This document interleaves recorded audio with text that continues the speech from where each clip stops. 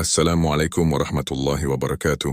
Selamat datang di channel Dewi Malam, tempat di mana kisah-kisah misteri, horor, dan hal-hal gaib akan menemani malam kalian.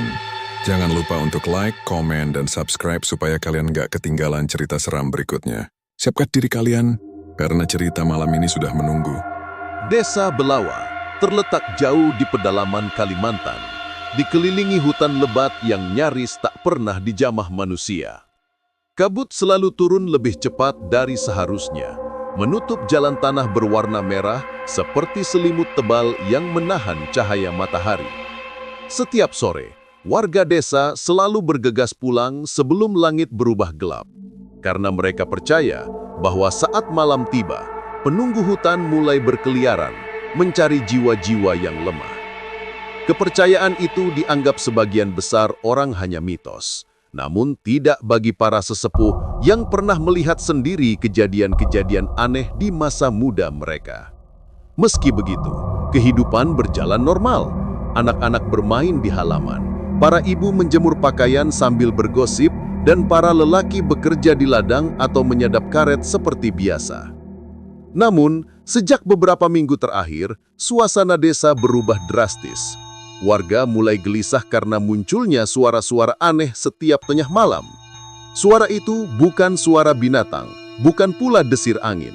Suaranya seperti bisikan panjang yang terdengar dari arah hutan, seolah ada yang memanggil dari balik kegelapan. Banyak warga mengaku mendengar suara itu, tetapi tak ada yang berani mendekati hutan untuk memastikan. Anak-anak dilarang keluar rumah selepas maghrib. Lampu-lampu minyak dibiarkan menyala hingga pagi, meski minyak tanah semakin menipis. Ketakutan menggantung di udara membuat desa Belawa terasa seperti berada di ambang bencana yang tak terlihat. Di tengah kegelisahan itu, ada seorang tabib muda bernama Raras, perempuan berusia 24 tahun yang terkenal karena kecantikannya dan kemampuannya mengobati berbagai penyakit dengan ramuan tradisional. Namun, di balik wajahnya yang tenang, Raras menyimpan kecemasan dalam-dalam. Ia merasakan adanya perubahan energi di desa itu, sesuatu yang gelap, dingin, dan terasa semakin dekat setiap malam. Sebagai tabib, ia berusaha tetap tenang di depan warga, tetapi jauh di lubuk hatinya, ia tahu bahwa suara-suara dari hutan itu bukanlah hal biasa. Ia bahkan sempat bermimpi buruk beberapa kali tentang cahaya merah melayang rendah di antara pepohonan, disertai suara wanita menangis. Suatu malam, ketika desa sudah sunyi dan lampu minyak di rumah-rumah mulai meredup, Raras terbangun karena mendengar suara ketukan lembut di jendela kamarnya. Ketukan itu sangat pelan, namun berulang, seperti seseorang yang tidak ingin mengganggu, tetapi sedang memanggil. Raras mengintip dari balik tirai, dan matanya langsung melebar. Tidak ada siapa-siapa di luar, hanya pekatnya malam dan pohon-pohon besar yang berdiri seperti bayangan hitam tak bergerak. Tetapi ia melihat satu hal, jejak tanah basah di bawah jendela, seolah ada seseorang atau sesuatu yang baru saja berdiri di sana. Jejak itu memanjang menuju arah hutan. Raras menelan ludah, berusaha menenangkan diri, tetapi jantungnya semakin berdetak kencang. Ia coba tidur kembali namun suara bisikan dari arah hutan mulai terdengar, lebih dekat dari sebelumnya. Suara itu terdengar seperti seseorang yang memanggil namanya, samar dan bergetar.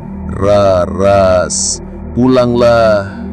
Raras spontan menutup telinganya, namun suara itu justru terdengar semakin jelas di dalam kepalanya, membuat tubuhnya merinding hebat. Ia tidak tahu apa yang memanggilnya, tetapi ia merasa bahwa malam itu adalah awal dari sesuatu yang jauh lebih menyeramkan daripada sekedar fenomena hutan. Di rumah-rumah lain, beberapa warga yang masih terjaga juga mengaku mendengar bisikan itu. Ada yang ketakutan dan langsung berdoa. Ada pula yang pura-pura tidak mendengar. Sementara itu, para sesepuh desa yang berkumpul di rumah ketua adat tampak panik. Mereka saling bertatapan dengan wajah pucat, karena mereka tahu suara itu adalah pertanda. Pertanda bahwa kutukan kuno yang sudah puluhan tahun tidak pernah muncul, kini mulai bangkit kembali. Malam itu, tidak ada warga yang benar-benar tidur. Dan tanpa mereka sadari, desa sedang berada di langkah pertama menuju kelahiran makhluk paling mengerikan yang pernah tercatat dalam legenda, yaitu Kuyang.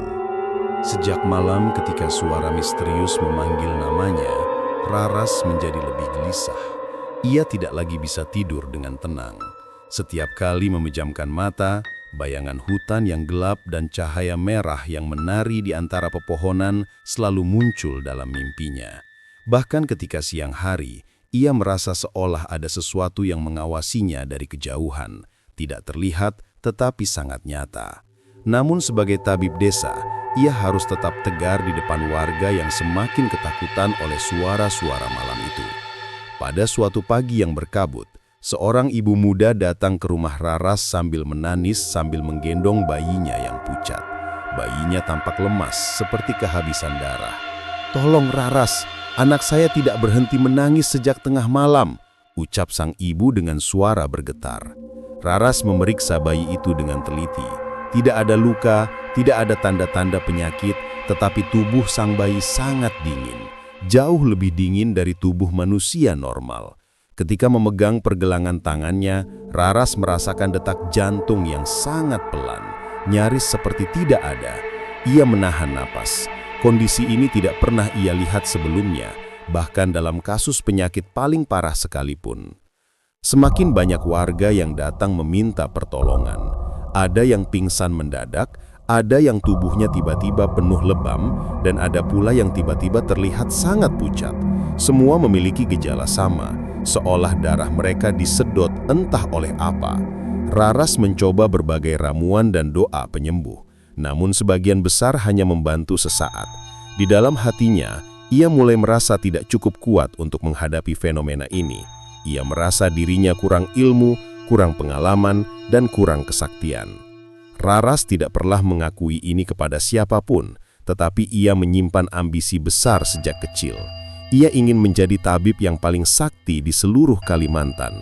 Ia ingin memiliki pengetahuan dan kekuatan yang melampaui para tetua desa.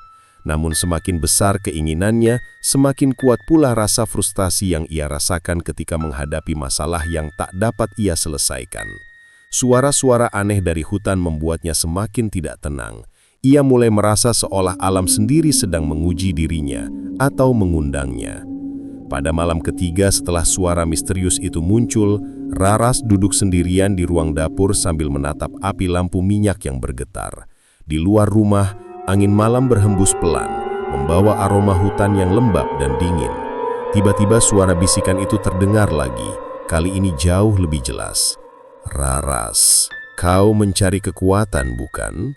Suaranya halus tetapi terasa menusuk ke dalam kepala, seolah datang dari dalam pikirannya sendiri. Raras berdiri dengan tubuh gemetar. "Siapa kau?" tanyanya lirih, meski tidak ada jawaban. Tidak lama setelah itu, Raras melihat bayangan bergerak cepat melewati jendela.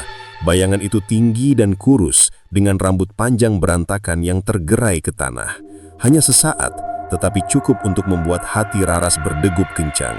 Ia tahu itu bukan manusia, tapi entah mengapa, bukannya lari ketakutan, ia justru merasa dorongan kuat untuk mengikuti bayangan tersebut. Raras mengambil selendang tipis, menyalakan obor kecil, dan keluar rumah dengan langkah pelan. Desa sudah tertidur, hanya suara jangkrik dan angin malam yang terdengar. Bayangan yang tadi dilihatnya bergerak menuju arah hutan.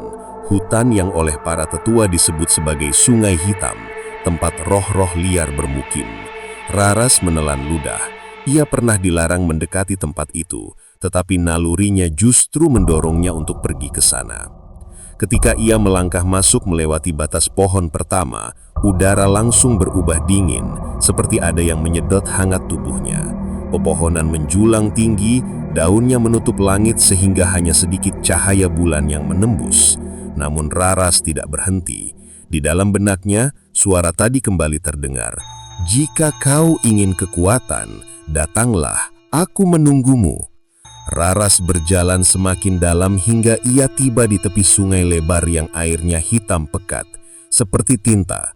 Bau anyir menyengat hidung, membuat bulu kuduknya berdiri.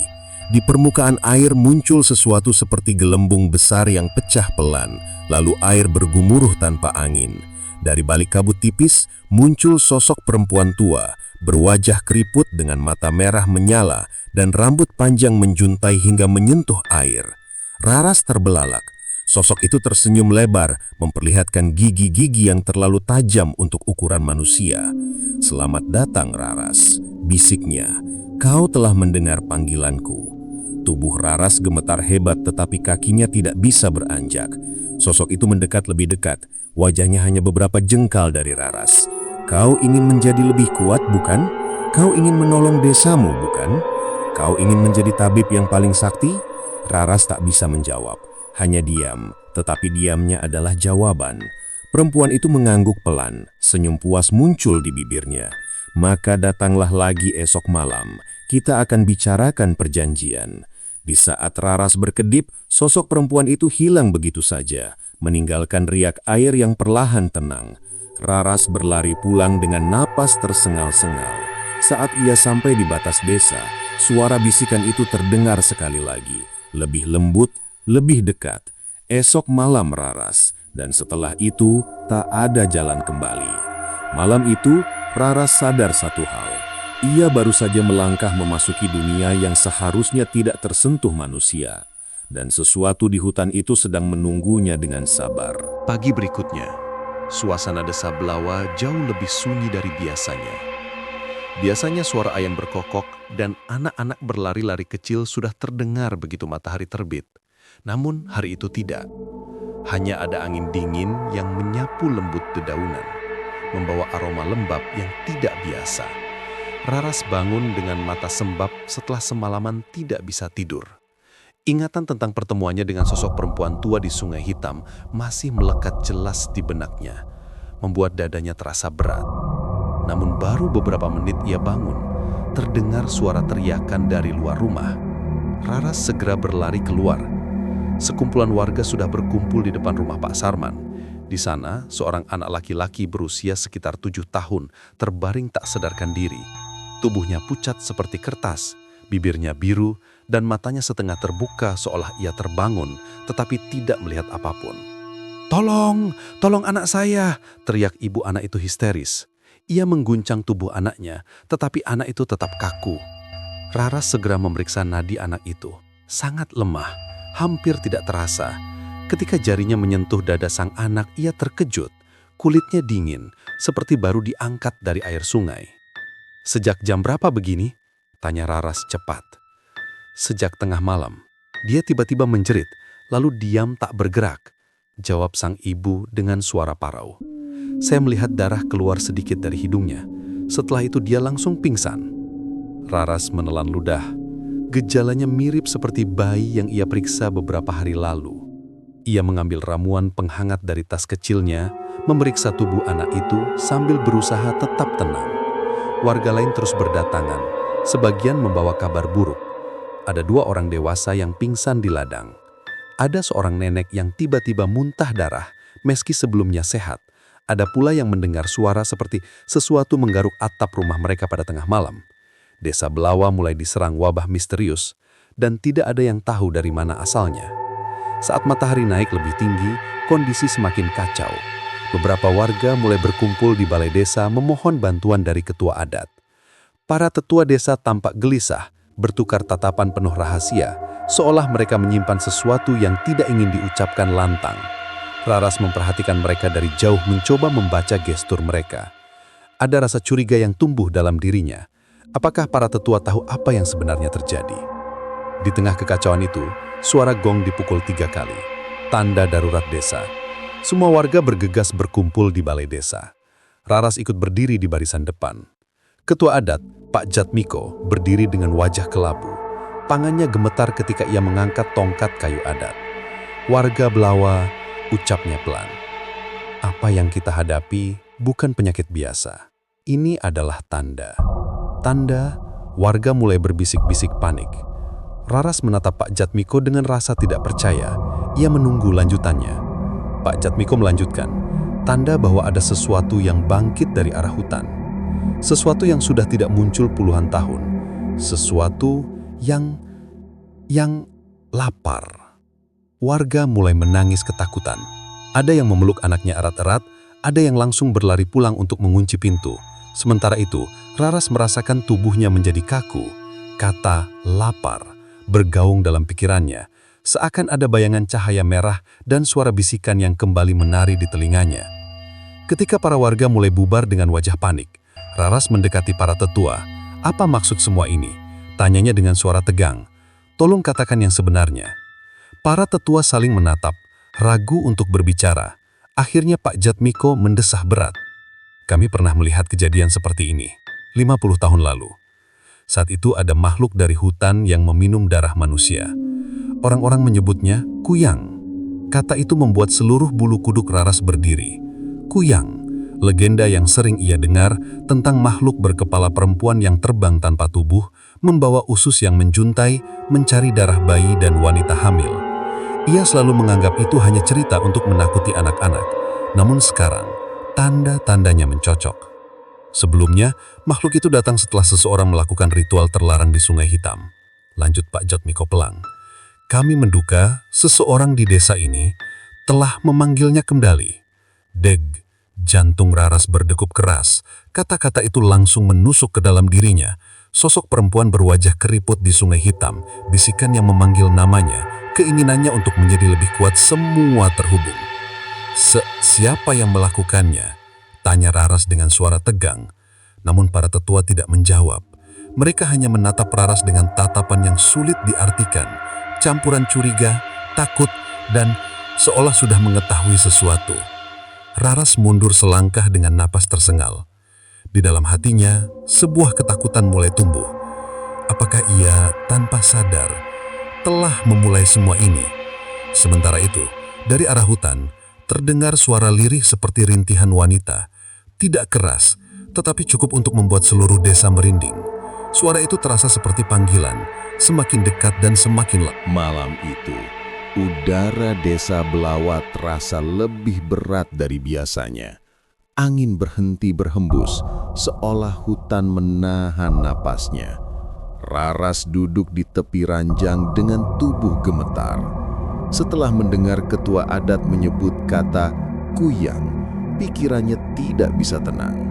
Setiap detik terasa seperti dihantui bayangan yang mengintai dari balik kegelapan. Namun yang paling membuatnya gelisah adalah suara yang sejak tadi terus bergema di dalam kepalanya. Bisikan halus namun sangat jelas. "Raras, waktu kita hampir tiba, kau harus datang."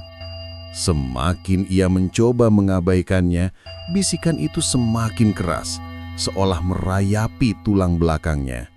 Raras memegang kepalanya, tapi suara itu tidak berhenti. Ketika ia menatap cermin, ia terkejut melihat wajahnya sendiri terlihat lebih pucat dari biasanya. Matanya tampak cekung, seperti seseorang yang dipaksa begadang berhari-hari. "Apa yang terjadi padaku?" gumamnya. Tiba-tiba terdengar suara ketukan pelan di jendela. Raras menoleh refleks. Tidak ada siapa-siapa. Namun selintas ia melihat bayangan rambut panjang tergerai tertiup angin melintas cepat di antara pohon-pohon. Itu cukup membuat Raras tersentak dan berdiri. Ia tahu apapun itu sedang menunggunya. Setelah menimbang beberapa saat, rasa takut dan rasa penasaran bercampur menjadi satu. Ia mengambil obor kecil, menyampirkan selendang, lalu keluar dari rumah. Desa sudah sunyi total. Lampu-lampu minyak mulai padam satu persatu, meninggalkan aroma asap yang menyesakkan dada. Hanya sinar bulan pucat yang memantulkan bayangan panjang dari pohon-pohon. Ketika ia melangkah menuju batas hutan, bisikan itu terdengar lagi. Kali ini lebih lembut, seolah membimbingnya. "Ke Sungai Hitam, aku menantimu." Raras menelan ludah dan melangkah masuk ke dalam hutan. Setiap langkah terasa berat. Daun-daun kering mengeluarkan suara renyah yang terdengar sangat keras di tengah keheningan pekat. Semakin jauh ia berjalan, semakin gelap suasananya. Udara menjadi sangat dingin hingga membuat uap napasnya terlihat. Hingga akhirnya gemericik air terdengar. Ia sampai di tepi Sungai Hitam. Air sungai itu tidak seperti air biasa. Warnanya terlalu gelap, terlalu tenang, seperti danau tinta. Bau anyir yang menusuk hidung membuat Raras mundur setengah langkah. Namun sebelum ia bisa pergi, riak air tiba-tiba mengembang, seolah ada sesuatu yang muncul dari dasar sungai. Kabut tipis naik perlahan, dan dari balik kabut itu muncul sosok perempuan tua yang ia temui sebelumnya. Matanya merah menyala, rambutnya panjang menjuntai hingga menyentuh permukaan air, dan kulitnya keriput seperti kulit ular kering. Namun bibirnya tersenyum, senyuman yang terlalu lebar untuk wajah manusia. "Selamat datang, Raras," bisiknya. Suaranya seperti gemerisik daun-daun kering. Raras gemetar, tapi ia tidak bisa bergerak. Ada sesuatu tentang sosok itu yang membuat tubuhnya terkunci, seolah ia sudah tidak punya kendali atas dirinya. "Kenapa kau memanggilku?" tanya Raras dengan suara pelan. Perempuan itu melangkah mendekat meski kakinya tidak menyentuh tanah. Ia seperti melayang, gerakannya lambat namun mengerikan. "Karena kau memiliki keinginan yang kuat," bisiknya, "keinginan untuk menjadi sakti, untuk menyelamatkan desamu, untuk dihormati."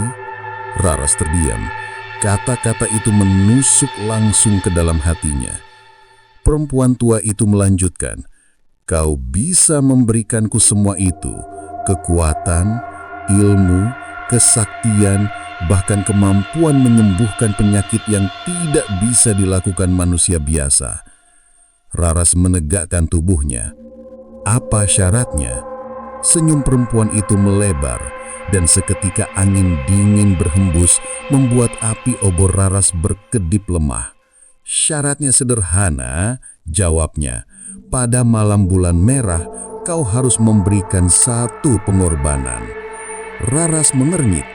"Pengorbanan apa?" Perempuan itu mendekat lebih dekat. "Darah." Nada suaranya tajam membuat tubuh Raras bergetar. Sungai Hitam tiba-tiba bergemuruh, seolah merespon kata itu. Raras mundur beberapa langkah, tapi kakinya terperosok tanah basah. "Darah siapa?" tanyanya panik. Perempuan itu tertawa kecil, tawa yang tidak menyerupai manusia. "Tidak banyak, hanya sedikit dari mereka yang tidak kuat, mereka yang lemah." Wajah-wajah warga desa sekilas melintas di benak Raras. Anak-anak yang sakit, para ibu yang ketakutan, orang-orang yang datang kepadanya meminta pertolongan. "Kau gila," gumam Raras, mundur dengan tubuh bergetar. Namun perempuan itu tidak marah. Ia justru semakin tersenyum puas.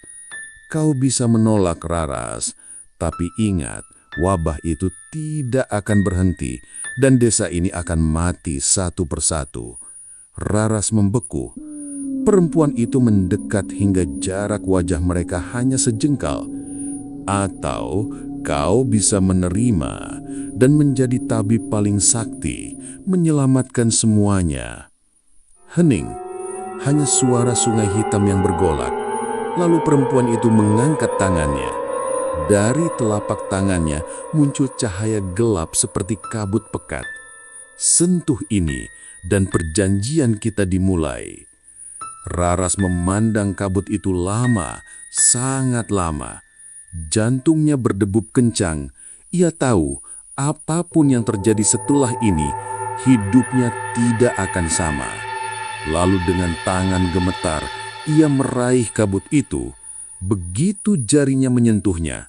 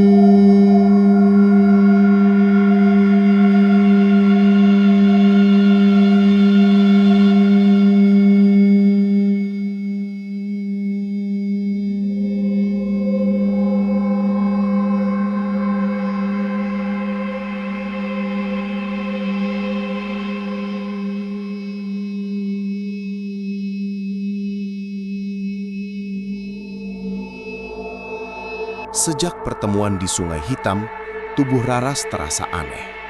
Setiap pagi ia bangun dengan rasa pusing yang menusuk. Pandangannya sering kabur, dan ada rasa panas yang merayap dari tengkuk hingga ke punggungnya, seperti sesuatu sedang merayap di bawah kulit. Ia mencoba meracik jamu untuk dirinya sendiri, tetapi tidak ada satupun ramuan yang berhasil meredakan gejala aneh itu. Warga desa mulai memperhatikan perubahan Raras. Matanya tampak lebih tajam, kulitnya semakin pucat, dan ia menjadi jauh lebih pendiam. Namun mereka tetap datang meminta pertolongan karena tidak ada tabib lain yang lebih mahir. Raras merawat mereka dengan tenaga sisa, tetapi di dalam kepalanya hanya ada satu hal, ritual bulan merah. Di malam hari, suara bisikan dari hutan terus memanggilnya. Suara itu semakin jelas, seakan membaca isi hatinya. Persiapanmu sudah dimulai, Raras. Jangan takut, kekuatan itu sudah menunggu. Semakin ia mencoba mengabaikan, semakin sakit kepalanya. Setiap kali ia menolak panggilan itu, tubuhnya bergetar keras, seperti disetrum. Seolah ada sesuatu yang berusaha keluar dari dalam dadanya. Namun yang paling menakutkan adalah mimpi-mimpi yang mulai ia alami setiap malam. Ia bermimpi dirinya berdiri di atas batu besar di tengah Sungai Hitam. Tubuhnya telanjang dengan rambut terurai. Di sekelilingnya, darah mengalir tanpa henti dari batang pohon-pohon membentuk lingkaran merah.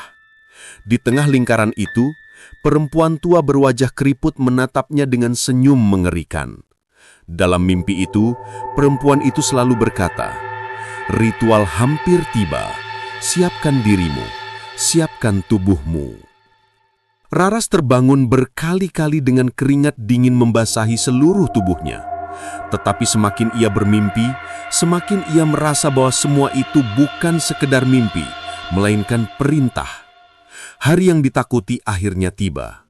Bulan malam itu tampak lebih besar dan lebih merah dari sebelumnya, menggantung di langit seperti mata raksasa yang mengawasi setiap langkah manusia.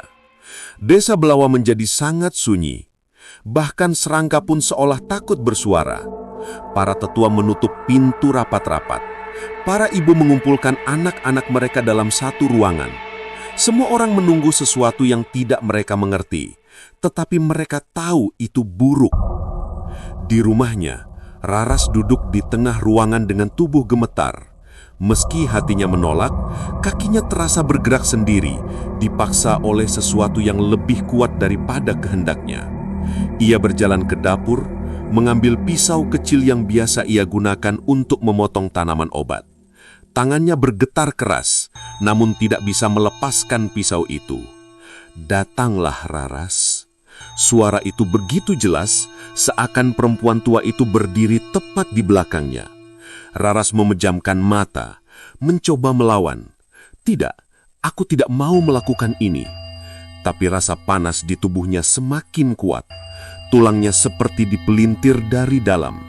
Ia mengerang kesakitan, jatuh berlutut, memegang dadanya. Nafasnya terputus-putus.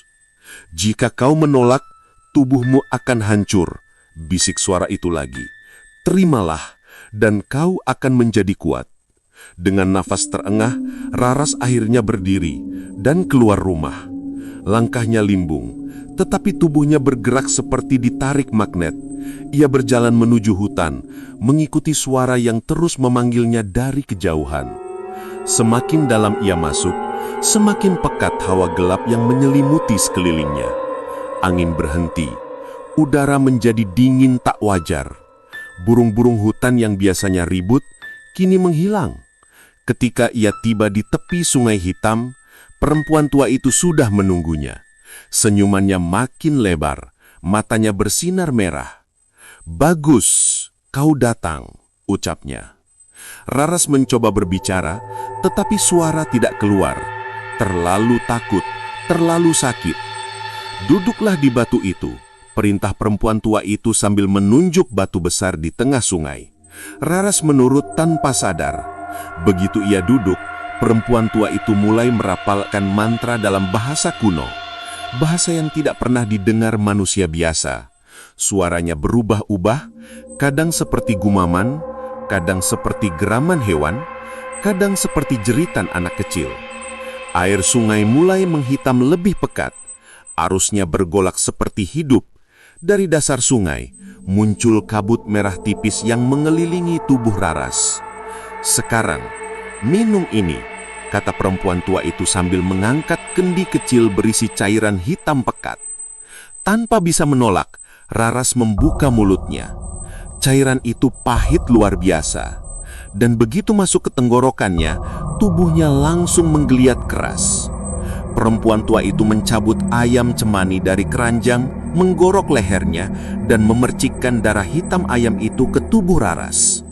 Aroma amis bercampur dengan udara dingin membuat perut Raras mungal. Namun ritual tidak berhenti. "Mantra terakhir," bisik perempuan itu sambil menatap Raras tajam. "Kau tidak boleh takut, Raras. Jika kau takut, roh yang datang tidak akan tunduk. Dia akan memakanmu dari dalam." Tubuh Raras bergetar semakin keras. Jantungnya berdegup cepat.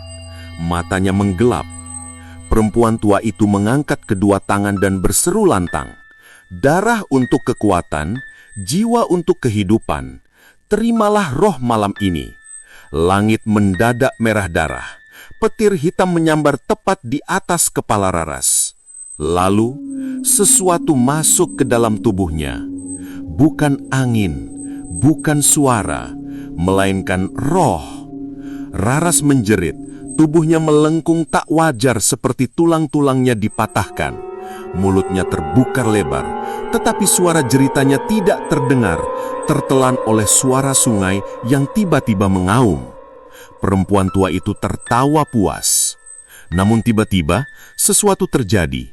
Raras membuka mata, dan dalam sekejap ketakutan yang ia tekan sejak awal ritual meledak begitu saja. Ia tidak kuat, ia panik, tubuhnya menolak. Ritual gagal, dan akibatnya jauh lebih buruk dari kematian. Perempuan tua itu terhenti, wajahnya berubah pucat. "Tidak, jangan takut, kau..." Terlambat. Roh itu sudah masuk sepenuhnya tanpa kendali. Ia bukan lagi roh penolong. Ia bukan roh ilmu. Ia roh pemangsa. Raras menjerit begitu keras, hingga udara di sekelilingnya bergetar. Darah ayam yang menempel di tubuhnya mendidih. Kabut hitam menyelimuti kepalanya, memelintir wajahnya menjadi sesuatu yang bukan manusia. Perempuan tua itu mundur ketakutan. "Tidak, ini bukan yang kuinginkan. Dia akan berubah." Tubuh Raras tersencak, lalu diam. Perempuan tua itu menatapnya dengan mata gemetar. "Ritualmu gagal, Raras. Dan mulai malam ini, kutukan sudah terlepas." Di atas mereka, bulan merah tampak semakin besar. Dan dari tubuh Raras, terdengar suara lirih seperti sayatan. Suara kepala perlahan memisahkan diri dari tubuh. Malam itu, angin berembus tidak seperti biasanya.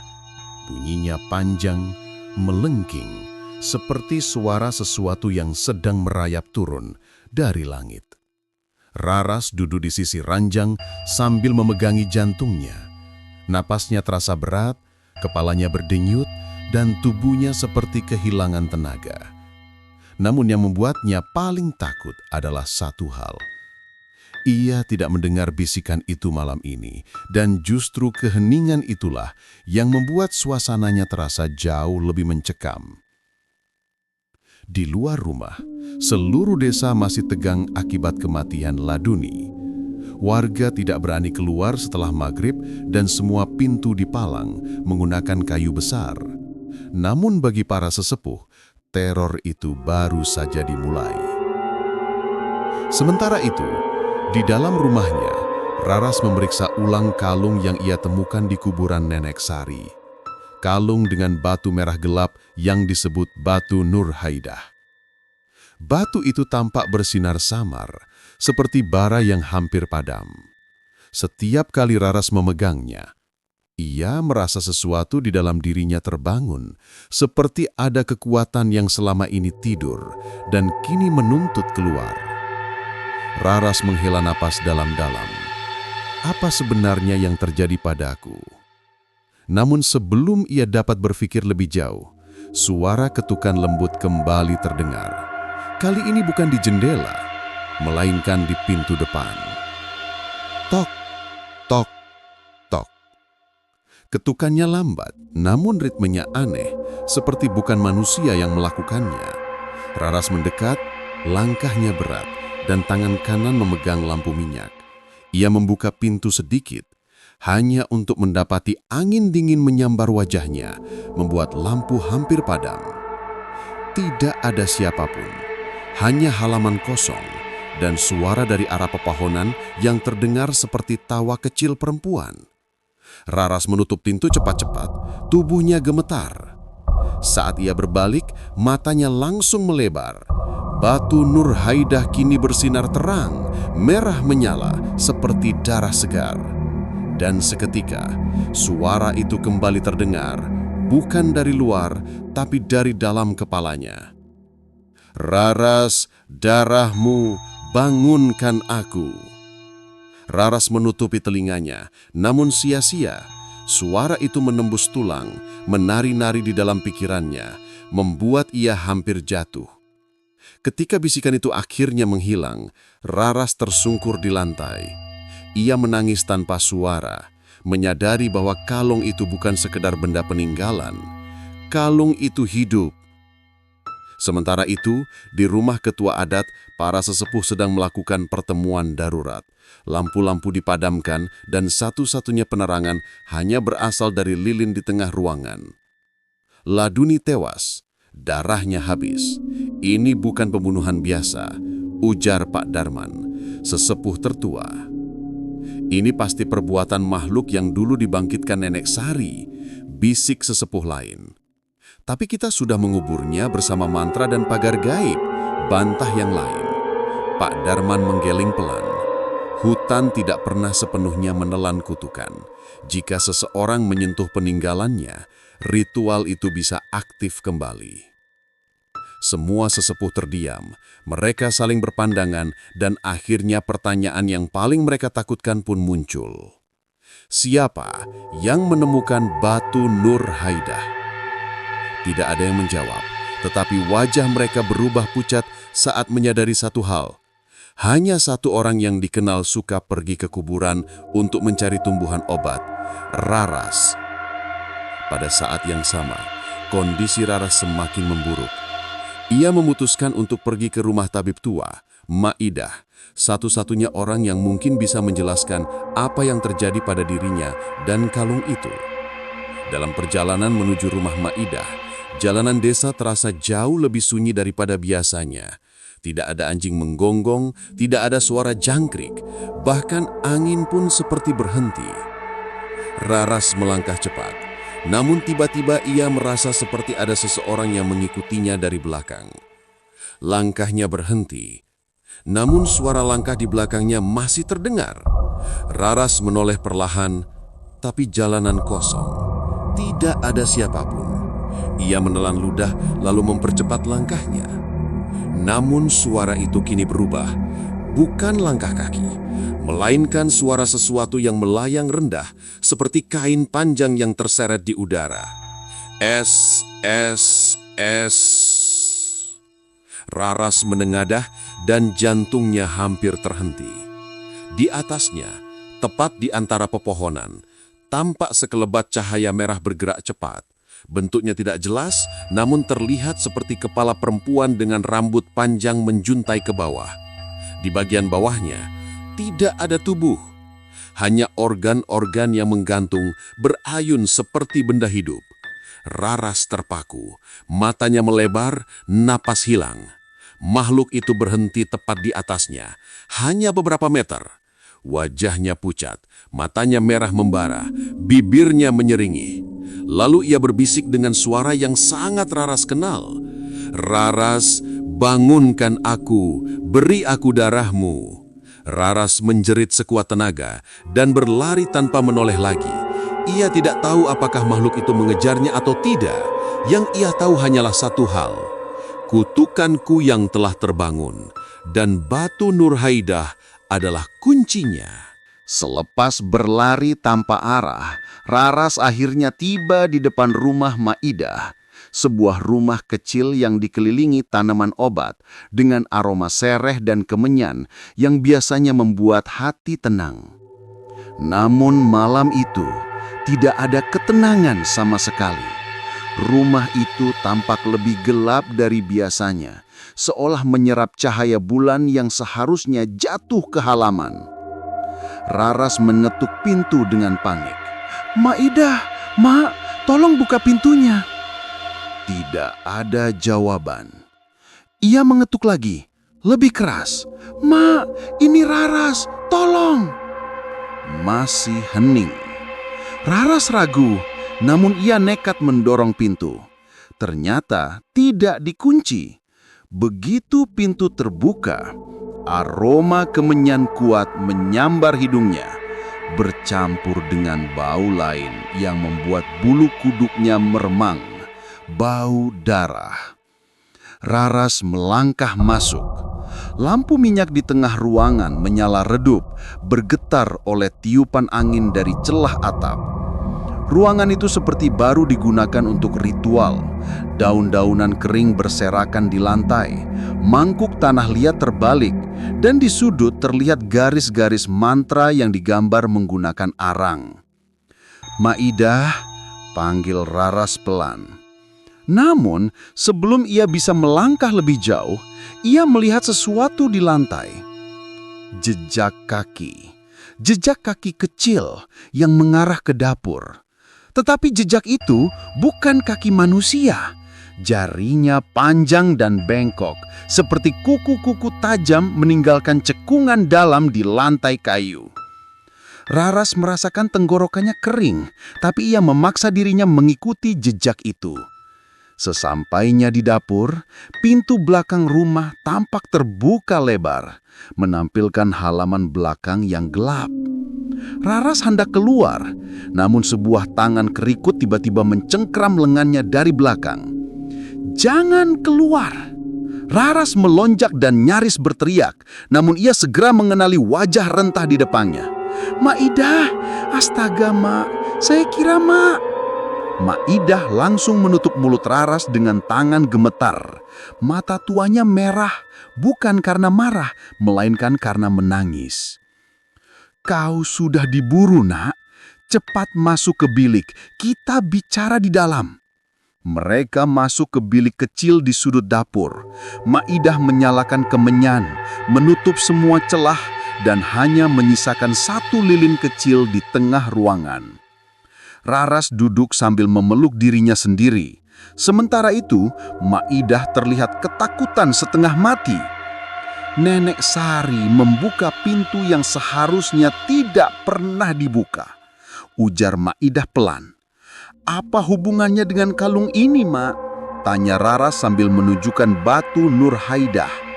Maidah langsung mundur, wajahnya pucat. "Buang itu, buang sekarang juga." "Saya tidak bisa, Mak. Setiap kali saya coba lepaskan, kalung ini seperti menyatu dengan kulit saya." Maidah memejamkan mata, napasnya berat. "Itu sebabnya kau diburu." "Diburu oleh siapa, Mak?" Suara Raras bergetar. Maidah menatap wajahnya dengan penuh iba. "Bukan siapa, Nak, tapi apa?" Raras menelan ludah, jantungnya berdegup kencang.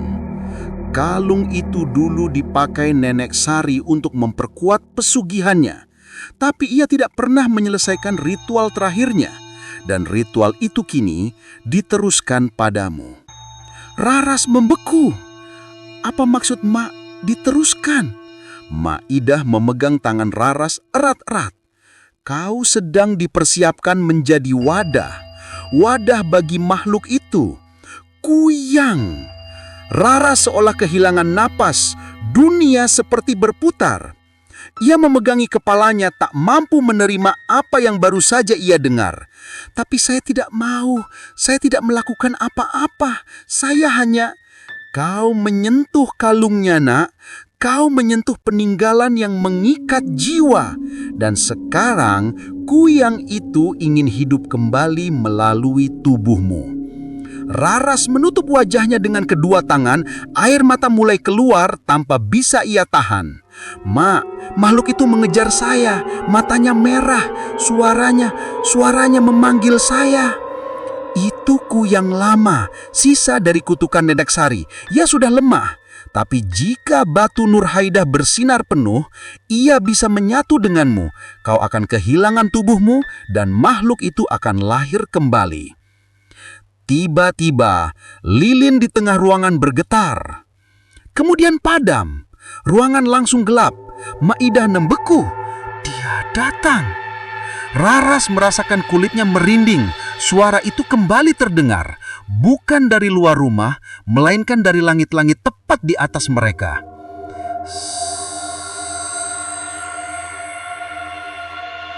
Lalu sebuah suara perempuan berbisik dari balik kegelapan. "Raras, aku sudah dekat." Suara itu begitu dekat, seolah tepat di sisi telinga Raras. Maidah buru-buru meraih kantong kecil berisi garam dan melemparkannya ke langit-langit sambil membaca mantra. Seketika terdengar jeritan melengking, jeritan yang membuat gendang telinga serasa pecah.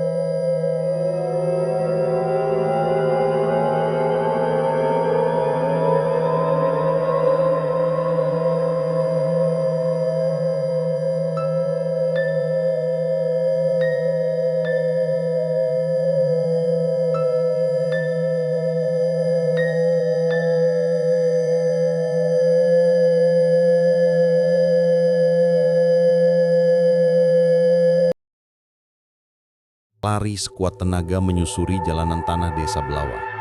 Napas mereka tersengal, dada serasa mau pecah, tetapi suara mengerikan dari belakang mereka terus mengikuti. Suara organ basah yang berayun dan desis napas panjang yang bukan milik manusia. Di atas mereka, sosok kepala perempuan tanpa tubuh itu melayang cepat, membentuk bayangan merah yang memanjang di tanah. Rambutnya berkibar liar seperti ratusan benang hitam dan mata merahnya terus mengintai Raras. "Mak, dia dekat!" teriak Raras ketakutan. "Terus lari, jangan tengok belakang," balas Maidah, matanya fokus ke depan. Mereka akhirnya tiba di halaman Balai Adat Belawa, sebuah bangunan tua dari kayu ulin dengan tiang besar yang sudah menghitam oleh usia. Di pintu depan, 4 sesepuh sedang menunggu sambil menebarkan garam dan menggambar simbol penolak roh di tanah. "Cepat masuk!" seru Pak Darman, sesepuh tertua. Raras dan Maidah berlari masuk ke dalam. Begitu mereka masuk, para sesepuh menutup pintu dan menguncinya dari dalam. Garam ditabur di sepanjang ambang pintu dan asap gaharu tebal mulai memenuhi ruangan. Namun belum sempat mereka tenang, terdengar BAM! Seperti sesuatu menghantam dinding balai adat dari luar. Kemudian suara itu berubah menjadi gesekan, lalu ketukan, lalu tawa kecil. Pak Darman menatap Raras dengan wajah serius. "Anak ini sudah terikat," katanya. "Kalau kita tidak melakukan pemisahan malam ini, kuyang itu akan menyatu sepenuhnya." Raras menelan ludah, tubuhnya bergetar. "Apa maksudnya menyatu?" Maidah menjawab dengan suara gemetar. "Kalau sepenuhnya menyatu, kau akan menjadi tempat hidupnya. Kau tidak akan punya tubuh dan jiwa lagi, Raras." Raras merasa kakinya lemas. Sementara itu, para sesepuh menyiapkan sebuah lingkaran besar di tengah ruangan. Lingkaran dari garam, serpihan daun sirih, dan tali ijuk. Di tengah lingkaran itu terdapat sebuah kendi tanah liat kuno dengan ukiran wajah perempuan menyeringai. "Kau harus masuk ke dalam lingkaran itu," kata Pak Darman. "Kita akan mencoba melepaskan batu Nurhaidah dari tubuhmu." Namun sebelum ritual dimulai, seluruh bangunan bergetar. Pintu depan balai adat bergetar keras seolah ada sesuatu yang menghantam dari luar berulang kali. "Dag, dag, dag!" Raras menjerit. "Mak, dia mau masuk!" Pak Darman segera menggambar simbol di daun lontar dan membakarnya. Asap hitam membumbung dan pintu berhenti bergetar. Namun hanya beberapa detik. Setelah itu terdengar suara dari celah-celah dinding kayu. Suara lirih perempuan yang bernada marah dan lapar. "Buka, Raras. Aku di sini." Raras menutup telinga sambil menangis. "Tolong hentikan suara itu. Tolong!" Maidah memeluknya, meski tubuhnya sendiri gemetar hebat. "Kuat sedikit saja, nak. Sebentar lagi selesai." Para sesepuh menempatkan Raras di tengah lingkaran garam. Pak Darman mulai membaca mantra kuno. Tanah kembali pada tanah, darah kembali pada darah, roh kembali pada lorongnya. Ketika mantra dibacakan, batu Nurhaidah di leher Raras mulai bergetar keras. Cahaya merahnya semakin kuat hingga menerangi seluruh ruangan. Tiba-tiba, Raras merasakan dadanya panas seperti terbakar. Dia meremas bajunya sambil menjerit. "Ah, sakit, Mak! Panas! Panas!" Maidah mencoba menahan tubuh Raras. "Tahan, Nak, batu itu sedang melawan." Namun cahaya merah itu semakin lama semakin terang, hingga akhirnya memecah menjadi kilatan yang menyambar langit-langit. Kemudian, kerak! Atap balai adat terbelah kecil. Dan dari celah itu, kuyang masuk. Makhluk itu melayang cepat ke dalam ruangan, menembus asap gaharu, menabrak dinding, dan langsung mengarah pada Raras. Para sesepuh berteriak serentak sambil menaburkan garam. "Halangi dia!" Namun, kuyang meraung keras, mengeluarkan suara lengkingan yang membuat telinga berdarah. "Arah!" Satu demi satu, simbol garam di lantai terlempar berantakan. Tali ijuk berkibar seperti diterjang angin besar. Makhluk itu berusaha menembus lingkaran pelindung, sementara Raras menjerit, tubuhnya seperti ditarik sesuatu dari dalam. Mata Kuyang memerah, mulutnya membuka lebar dan organ-organ menggantungnya bergetar ganas. Dia berteriak, "Tubuhmu adalah aku." Maidah melangkah maju, menghalangi dengan tubuh kurusnya. "Kau tidak akan mengambil anak ini!" Namun Kuyang menabraknya tanpa ampun. Maidah terpental ke dinding, kepalanya membentur kayu keras. "Ah!" Dia tergeletak dan tidak bergerak. Raras mencoba bangkit, berusaha keluar dari lingkaran garam, tetapi Pak Darman berteriak, "Jangan keluar! Kalau kau keluar, kau miliknya!" Raras jatuh duduk di tengah lingkaran. Air matanya mengalir deras, sementara batu Nurhaidah terus bersinar, membuat langit-langit balai adat berwarna merah. Kuyang melayang semakin dekat, menembus penghalang yang tersisa. Sambil menatap Raras dengan mata merah penuh dendam, dia berbisik, "Sebentar lagi, malam ini, aku lahir kembali melalui darahmu." Balai adat Belawa bergetar seperti hendak runtuh. Angin dingin berputar di dalam ruangan yang seharusnya tertutup rapat. Asap gaharu yang biasanya membuat roh jahat menjauh, kini justru terbelah oleh kekuatan mengerikan yang datang dari arah langit-langit. Tempat Kuyang melayang rendah, matanya merah membara, rambut panjangnya menjuntai seperti tirai hitam yang hidup. Raras terjebak di tengah lingkaran garam yang kini mulai retak-retak. Batu Nurhaidah di lehernya bersinar sangat kuat, seolah berada di ambang ledakan. Pak Darman dan para sesepuh berusaha memperkuat pagar goib, tetapi tubuh mereka semakin lemah. Mantra yang mereka baca seakan tertiup angin gelak, tidak mampu menahan kekuatan Kuyang yang semakin beringas. Maidah tergeletak di sudut ruangan, tidak sadar, dengan darah mengalir dari pelipisnya. Kuyang melayang semakin dekat ke arah Raras. Suaranya lirih, dingin, dan penuh kelaparan. "Tubuhmu, milikku. Malam ini, aku hidup kembali." Raras menangis. Tubuhnya bergetar hebat. Ia merasakan sesuatu di dalam dirinya, seperti tangan tak terlihat yang mulai menarik jiwanya keluar, perlahan namun pasti. Nafasnya tercekak, dadanya nyeri, seperti jantungnya diperas oleh kekuatan asing. "Mak, tolong aku," bisiknya lemah. Pak Darman maju dengan tongkatnya dan berteriak, "Kau tidak akan menyentuh anak ini." Ia menancapkan tongkat itu ke lantai dan membaca mantra paling kuno yang hanya boleh digunakan dalam keadaan darurat. Suaranya bergetar namun tegas. "Tanah leluhur, tutup pintu gelap, kembalikan roh terbuang." Cahaya putih muncul dari tongkat membentuk dinding cahaya yang mendorong Kuyang ke belakang beberapa meter. Makhluk itu meraung keras. "Ah!" Tapi rintangan itu hanya bertahan sebentar. Dengan sekali gerakan, Kuyang menghancurkan dinding cahaya itu menjadi debu merah. Serangan baliknya membuat Pak Darman tersungkur, nafasnya tersengal-sengal. Sesepuh lainnya jatuh satu persatu, tidak lagi mampu membaca mantra. Balai adat kini dipenuhi suara desis, jeritan, dan gemuruh. Melihat semua itu, Raras akhirnya sadar satu hal. Tidak ada yang bisa menghentikan Kuyang kecuali dirinya sendiri. Ia memegang batu Nurhaidah di dadanya, meski panasnya seperti bara menempel ke kulit. Raras berbisik lirih, "Kalau saya tidak memutus ini, semua orang akan mati." Dengan nafas berat, Raras berdiri perlahan, tubuhnya bergemetar hebat. Ia melangkah keluar dari lingkaran garam. "Raras, jangan!" teriak Pak Darman. Tapi terlambat. Cahaya merah dari batu langsung menyerap ke tubuh Raras. Darahnya berdesir cepat, jantungnya berdetak tidak teratur. Tubuhnya hampir roboh, namun ia memaksa diri tetap berdiri. Kuyang melayang mendekat, kali ini dengan wajah penuh kegembiraan dan kegilaan. "Ya, keluar dari pelindung itu, berikan tubuhmu padaku."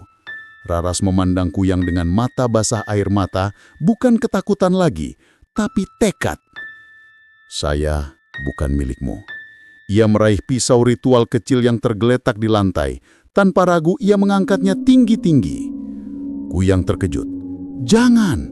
Saya memutus takdir saya sendiri." Raras menghunuskan pisau ke dada, tepat di tempat batu Nurhaidah menempel. Krek! Cahaya merah meledak dari tubuhnya membuat seluruh ruangan dipenuhi kilatan menyilaukan. Mantra-mantra di dinding hancur, garam beterbangan dan suara keras menggema seperti petir menyambar. Kuyang menjerit, jeritan panjang yang seakan mengguncang alam lain. "Ah! Tidak!" Tubuhnya berputar cepat, organ-organnya mengejang, rambutnya berkibas liar seperti terbakar. Cahaya dari batu Nurhaidah menyedot tubuh makhluk itu sedikit demi sedikit, seakan menghisap kembali kutukan yang selama ini menahan hidupnya. Pak Darman hanya bisa menutup wajah, tidak sanggup menatap intensitas cahaya itu. Maidah yang setengah sadar berbisik lemah.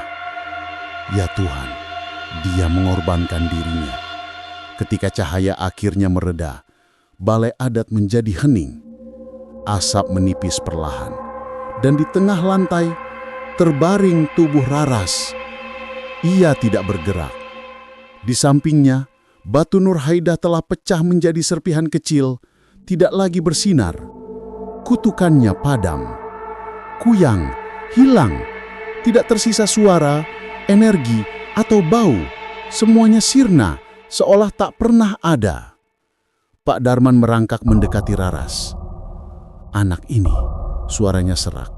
"Dia menyelamatkan kita."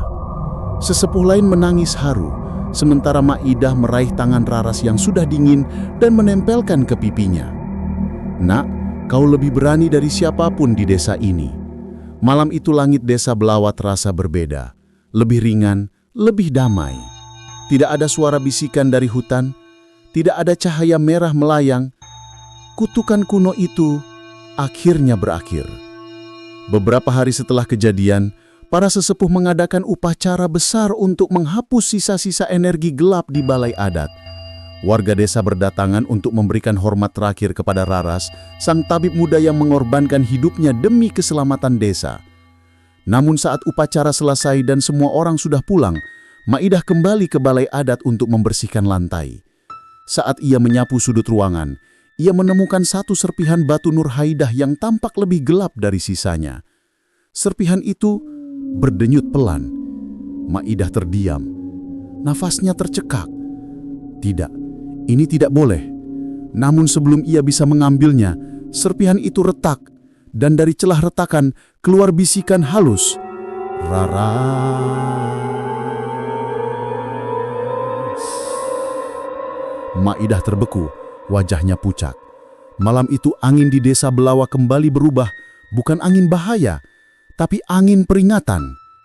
Karena meski Kuyang telah dikalahkan, kutukan tidak pernah benar-benar mati, hanya menunggu waktu untuk lahir kembali.